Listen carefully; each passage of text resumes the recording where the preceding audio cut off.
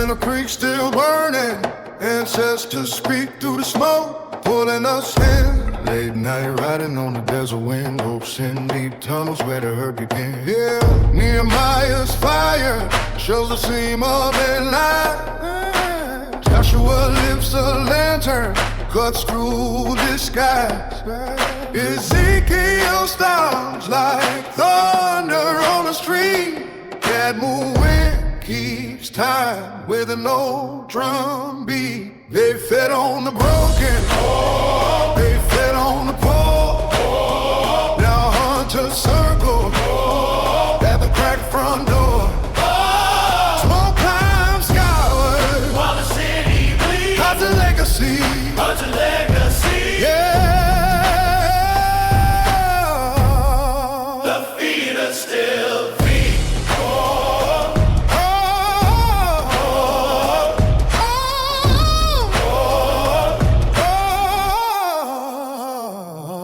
Blackfoot breath walking concrete in rain.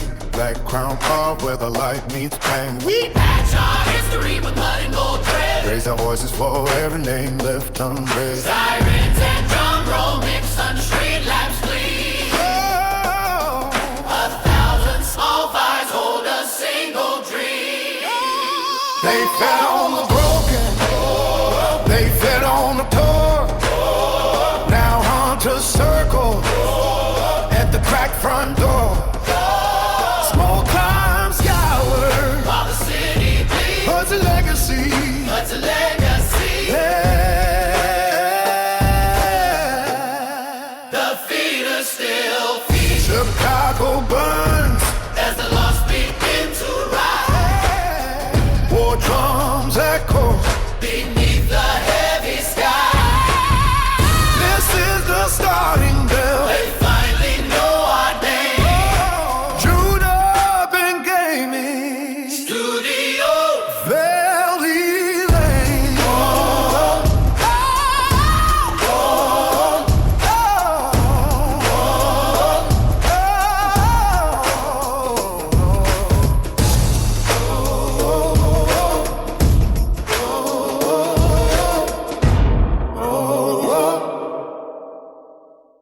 Hudson legacy, the feeders. The world never fully recovered after Center Creek. For 6 months, every news station in America covered the horrors uncovered beneath the ruins of Hudson Plantation. Politicians denied involvement. Billionaires vanished overnight. Police departments erased records. Entire corporations quietly shut down without explanation. Mass graves were uncovered beneath luxury developments. Human remains were discovered inside food processing facilities connected to shell companies. Private members-only dining clubs disappeared from wealthy cities almost overnight. And then, just as quickly as the story exploded, it vanished from the news. The media moved on. The internet buried the truth beneath conspiracy labels and misinformation campaigns. The survivors of Center Creek were painted as unstable vigilantes responsible for domestic extremist violence. But Nehemiah Davis knew better, because the nightmares never stopped.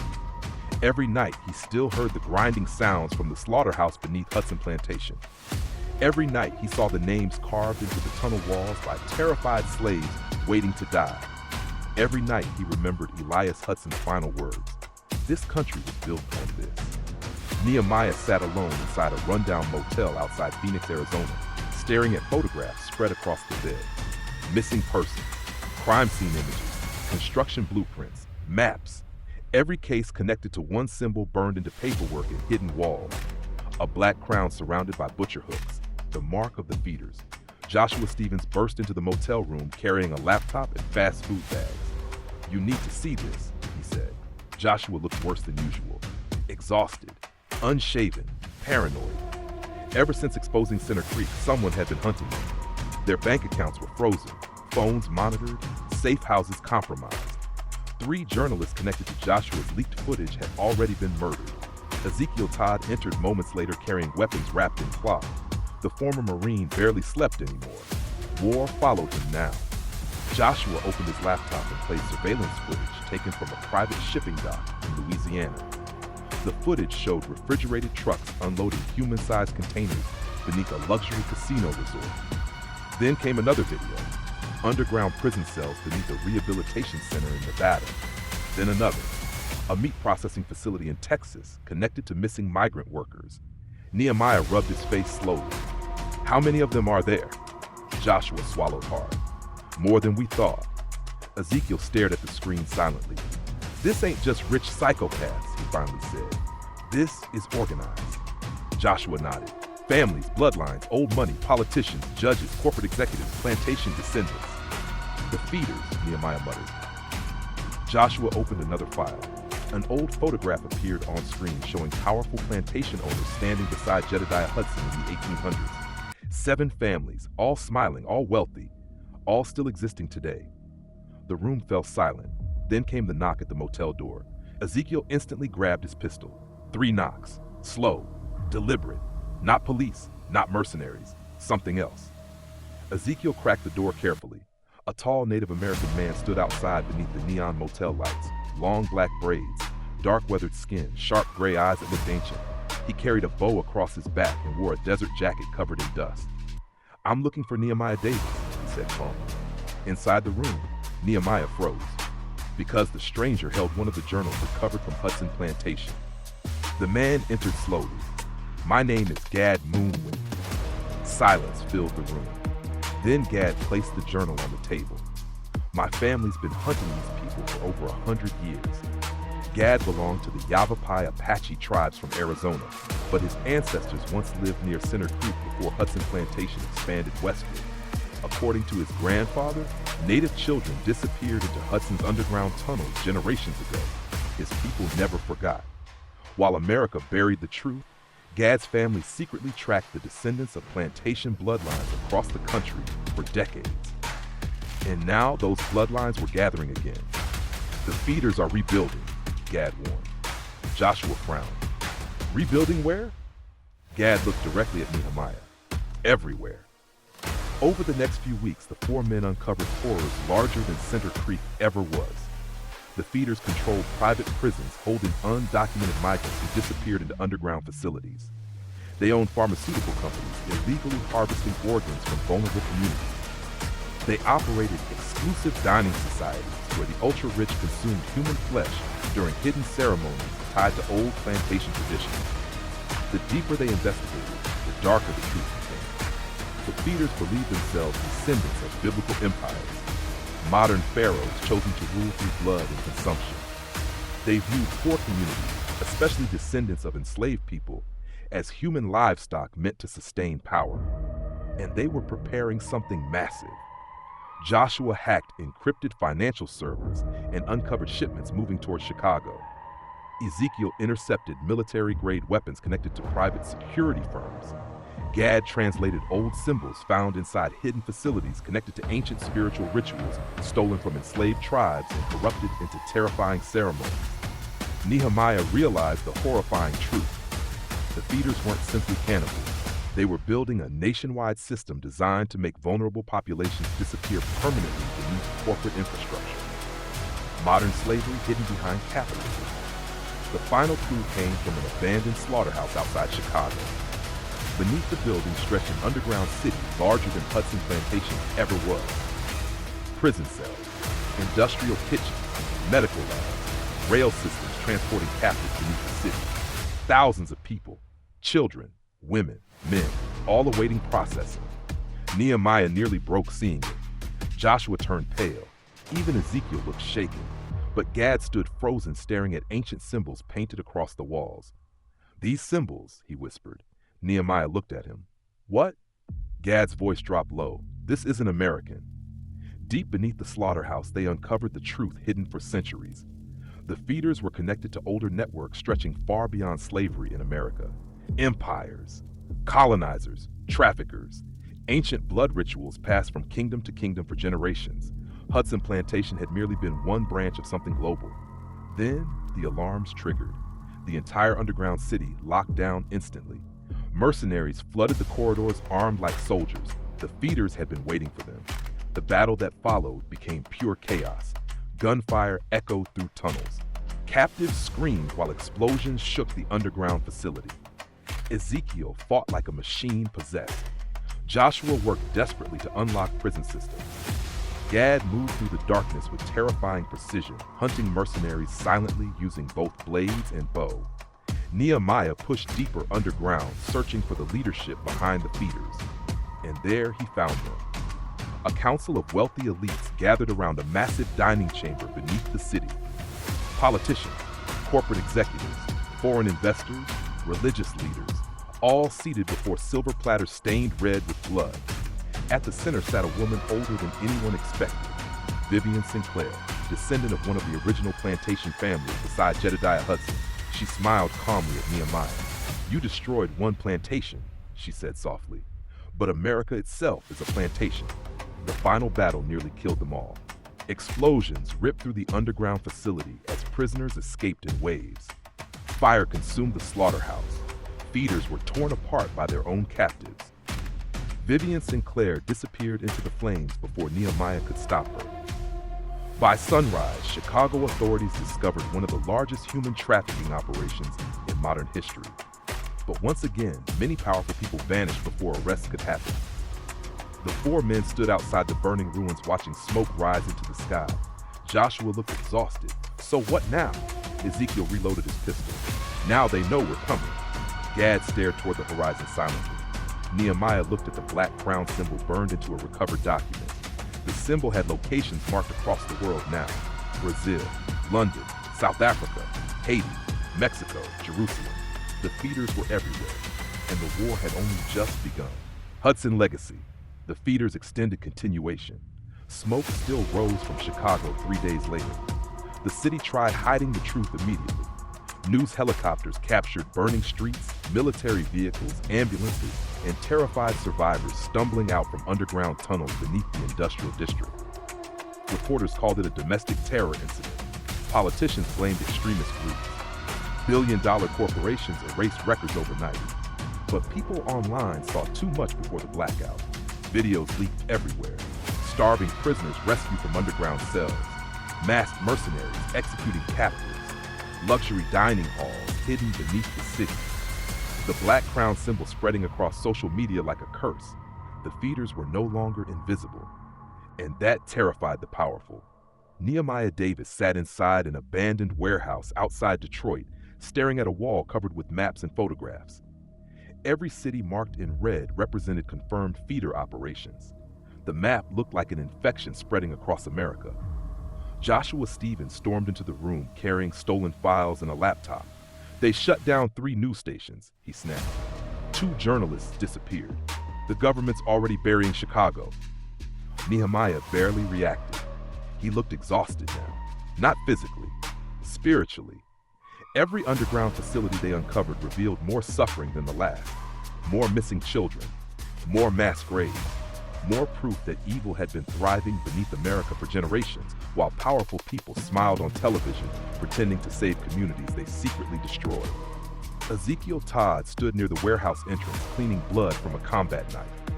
"We knew this would happen," he said quietly. Joshua slammed folders onto the table. "Yeah, but not this fast." Gad Moonwind sat silently nearby, studying ancient documents stolen from Chicago's underground archives. The dark-skinned native hunter looked disturbed for the first time since joining them. That alone worried Nehemiah. "What is it?" he asked. Gad slowly lifted one of the pages. The document showed old plantation bloodlines branching outward across continents: America, Europe, South America, Africa, the Caribbean. Beside each bloodline sat symbols connected through strange markings written in multiple languages: Hebrew, Latin, and symbols older than both. "They're connected to something older than slavery," Gad whispered. Joshua rubbed his face. "You keep saying that, because it's true." Gad pointed toward one symbol burned into the page: a crown above an open mouth filled with teeth. "My grandfather warned me about this symbol," he said. "The first feeders weren't plantation owners. They were empire builders." Silence settled heavily inside the warehouse. Then Ezekiel's burner phone rang. Everyone froze instantly. Very few people still possessed that number. Ezekiel answered carefully. No one spoke for several seconds. Then his expression hardened. "When?" More silence. Then he hung up slowly. "What happened?" Joshua asked. Ezekiel looked directly at Nehemiah. "There's another underground site." "Where?" Ezekiel's jaw tightened. "Haiti." That night, they infiltrated the fortress beneath heavy rain. The structure dated back centuries to colonial occupation, but hidden tunnels stretched far deeper underground than official records showed.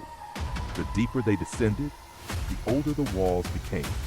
Stone corridors carved by hand, rusted chains hanging from ceilings, symbols burned into rock. Whispers echoed through the darkness like ghosts trapped beneath the earth. Joshua gripped his flashlight tightly. I hate these damn tunnels.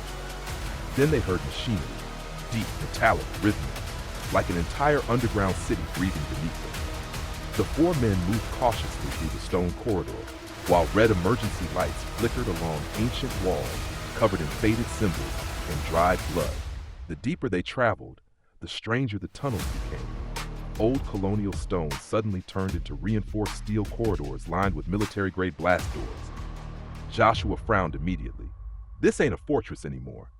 No one answered, because ahead of them stood a massive vault door nearly 30 feet tall, covered in warning symbols and faded military insignias from multiple countries: American, British, French, Israeli, Brazilian, Russian, and beneath all of them, the black crown symbol. Gad's face darkened. This place was funded internationally. Ezekiel tightened his grip on his rifle. Why would governments build this? Nehemiah stared at the blast door, maybe to hide what's inside. Joshua hacked into an ancient security terminal while alarms quietly pulsed throughout the bunker. Then the vault door slowly opened. The bunker trembled violently.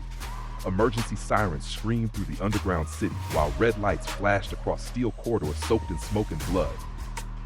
Joshua Stevens slammed his hands across the ancient security terminal as lines of encrypted files poured across the screen. His face went pale. Oh my God. Nehemiah stepped beside him. What is it? Joshua pointed toward hundreds of classified files opening simultaneously. Trafficking routes, political assassinations, government infiltration, corporate partnerships, underground prison systems, entire economies secretly controlled by the feeders.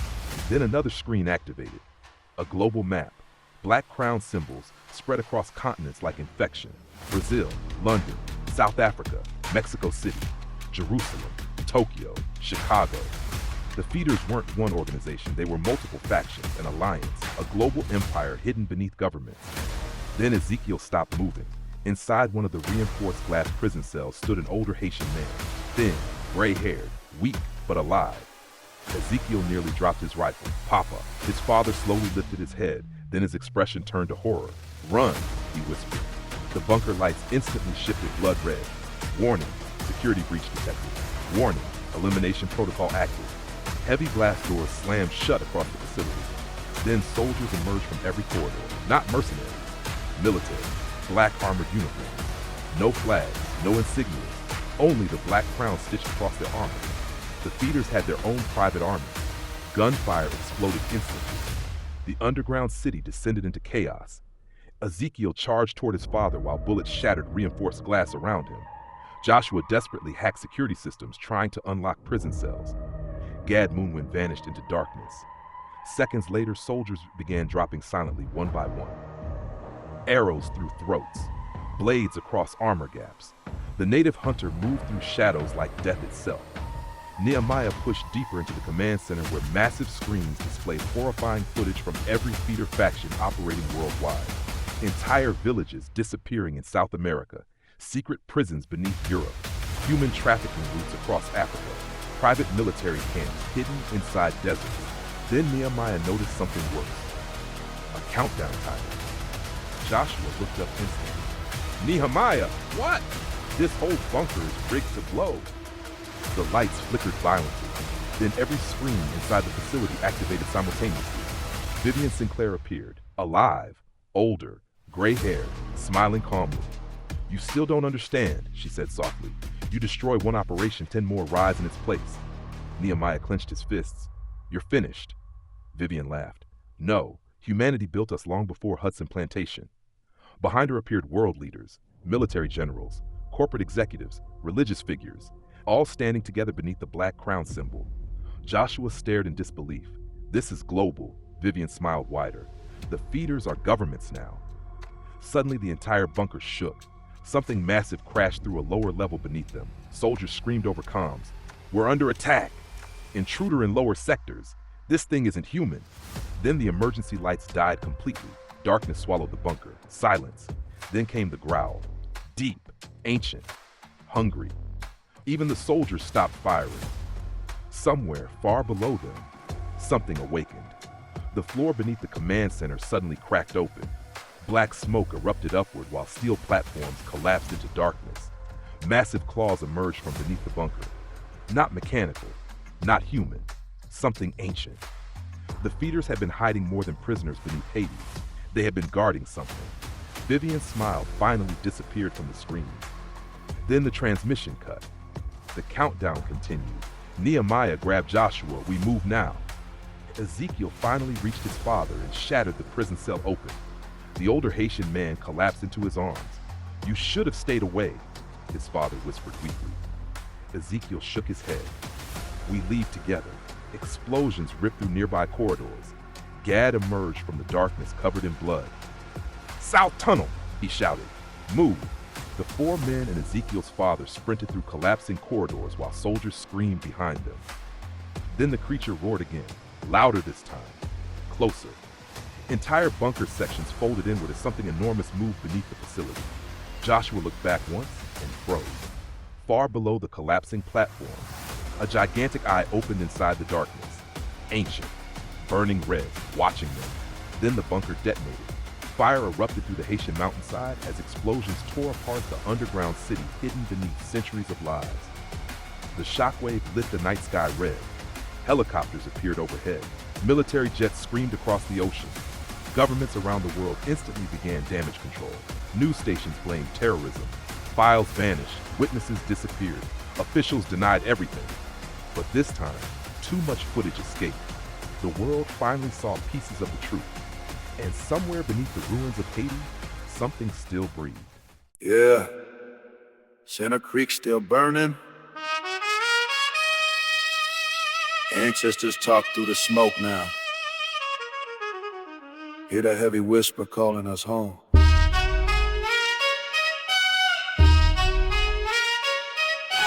Late nights riding through the desert wind. Ghosts in the tunnels where the pain begins. Nehemiah's fire lights the crooked signs. Joshua sees the shadows now analyzed. Ezekiel marches with a cold-eyed vow. Gad Moonwind moves with the old heart beating out. They fed on the broken. They fed on the poor. Hunters at the doorway, hungry for more. Smoke rise high while the city gon' bleed. Hudson legacy. The feet still feed. Blackfoot spirit walking through concrete streets. Black crown symbol carved where the two worlds meet. Whole world rotten, but we still stand tall. They taught us silence. We learned to brawl. We carry hidden names. They try to race. Smoke in the skyline. Justice finds its place. Chicago burn while the lost ones rise. War drums echo underneath the skies. The war just started. Now they know our names. Judah Ben Gaming Studios remember these flames. After escaping the destruction beneath Haiti, Nehemiah Davis, Joshua Stevens, Ezekiel Todd, and Gad Moonwind vanished into the shadows of the collapsing Caribbean underworld, carrying stolen evidence capable of exposing governments across the globe. Hunted by Black Crown operatives, military assassins, and something ancient awakening beneath the earth, the four survivors travel in secret to an abandoned underground sanctuary hidden far beyond the ruins of Jerusalem. There, for the first time, they encounter Solomon Maccabees, Mattathias Maccabees, Stephen Maccabees, and Jacob Maccabees, descendants of an ancient bloodline fighting a hidden war against global corruption and prophetic darkness. The meeting is tense immediately. Joshua distrusts the Maccabees' secrecy. Mattathias questions whether the Haiti survivors can be trusted. Ezekiel nearly attacks Jacob after learning the Maccabees already knew fragments of the feeder's existence. But Nehemiah and Stephen quickly realize something terrifying. The Black Crown conspiracy and the Lost Kingdom prophecies are connected. While Gad Moonwind senses an ancient spiritual presence surrounding the Maccabees, Solomon reveals the truth. The creature beneath Haiti was never the only one, and the destruction of the bunker was not the end of the war. It was the beginning of an awakening.